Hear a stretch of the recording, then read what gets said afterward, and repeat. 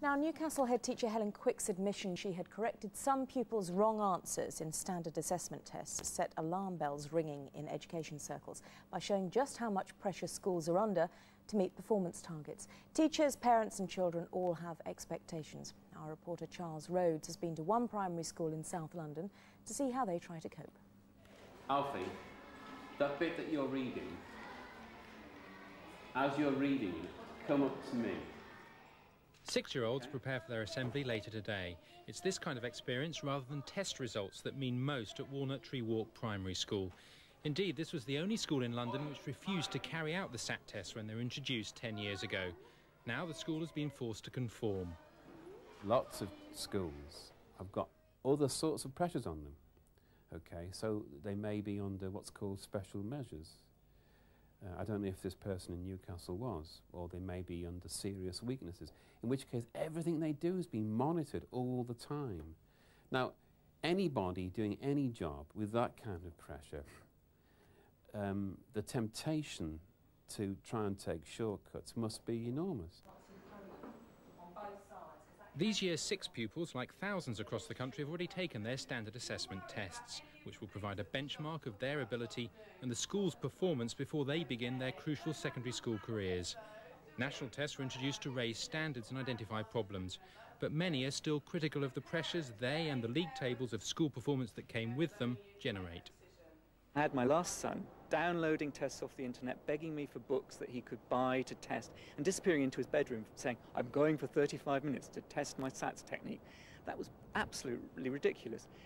I expect the teachers to know what my kids are doing on the basis of knowing the children as their teachers, not on a week of rather bizarre tests. Supporters of more testing say that they're designed to put pupils and schools under pressure so that they perform better. But critics of tests say that they're not just an unfair burden, but also fail to test what education is really all about. Charles Rhodes, BBC News, South East London.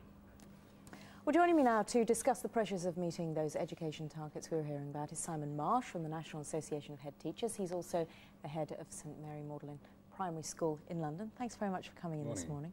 Morning. Can you understand what drove Helen Quick to do this?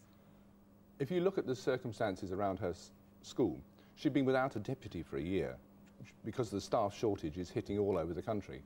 When you're under pressure, you are liable to be stressed. When you're under stress, you may act irrationally. I think here's a case of somebody under tremendous pressure. The school had been Ofsted, it was trying to improve, no deputy, and she did a stupid thing. And then had the integrity to own up. Well, she did admit it, but you think to yourself, she might have admitted it. Are there other people out there who are doing this who we just don't know about? Do you think there are others driven to these kind of pressures? I suppose it is possible. There is such a ridiculous pressure to maintain one's position in these fatuous league tables. They don't actually tell how a school is doing. They only tell how the children in that school at that time are. And well, they don't really give you an indication of the value added schools providing. Of course, but there are a lot of parents who, like SATS, who say you're not able to... It's about monitoring your child's progress and about monitoring the progress of the school, because it throws up things like the school is not doing well on maths, so they can put extra resources into maths, for example. It would show that up. The thing is that when you're doing a test, you only test what is measurable. There's a lot of other aspects of what a school provides and what education achieves that are far more significant that you actually don't measure. Now, whether a person is honest, a person is kind, a person is considerate, can work with others, can learn how to learn as opposed to just perform to tests, is probably far more significant. You can't test that, can you? And these things like maths and English, you can test, and perhaps it does improve standards. Would you admit it has improved standards in some schools? It's improved standards on how people do tests, certainly. Whether it's improved standards of how adaptable learners people are, and if you think everything that we're teaching children, in the main they're going to be obsolete by the time they get into work, and our jobs today modify, change. What we need are people who can learn how to modify, change and adapt. That's far more significant than learning something specific which may change. I wonder where the anxiety is coming from, though. We were hearing from one parent a little bit earlier who was saying that his child was running upstairs saying, "I must improve my SATS technique." Is the pressure coming from the parents? Is the pressure coming from the teachers?